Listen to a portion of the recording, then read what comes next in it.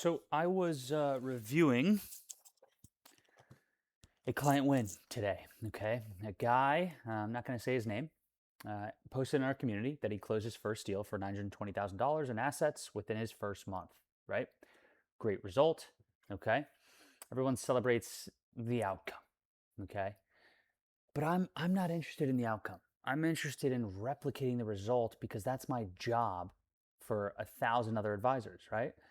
And this is where something like really frustrating happens. And I didn't realize this in, the 12 years that I spent in sales.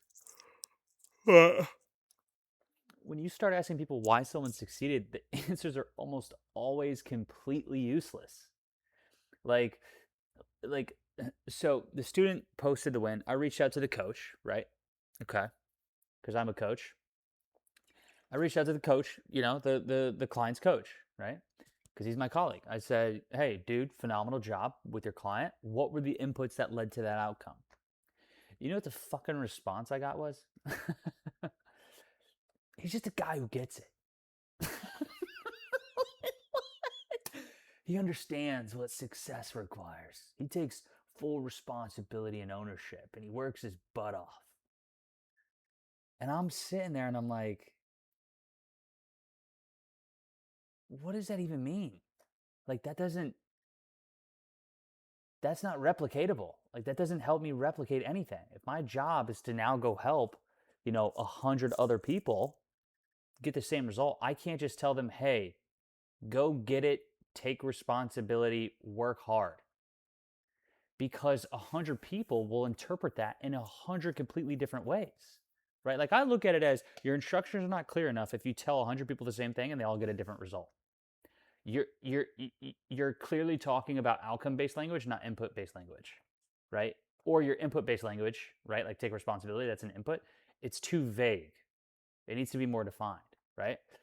This is one of the biggest problems I see in sales and client success. Like, people they talk about traits, not inputs. They describe personality, they describe mindset. They never describe behavior. They never describe the actual input, right? Think about it. Like, work hard. What does that actually mean? Does that mean 5 calls a day? Does that mean 20 calls a day?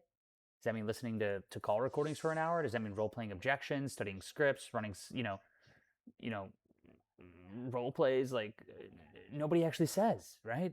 This is the difference between celebrating success and engineering success, because celebrating success focuses on the outcome. Yay, this student closed, $1 million deal.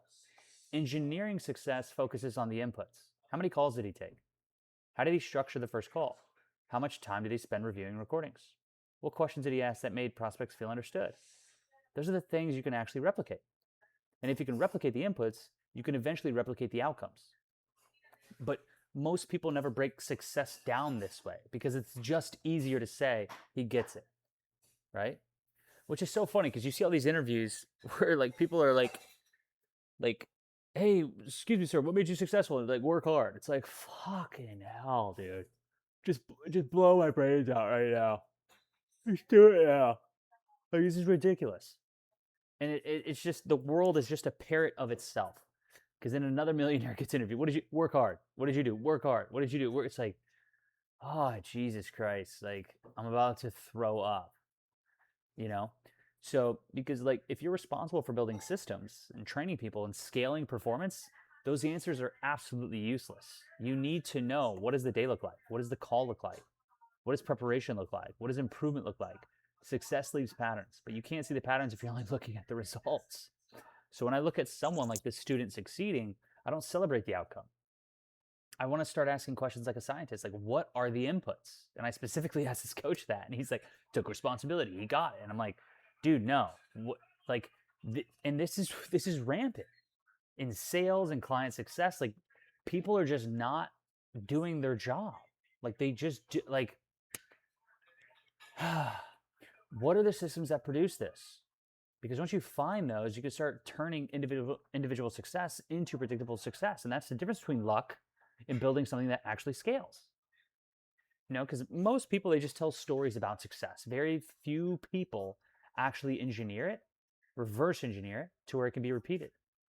But if you want to build systems and train teams and create predictable outcomes, you have to stop asking who succeeded, and you have to start asking what did they actually do?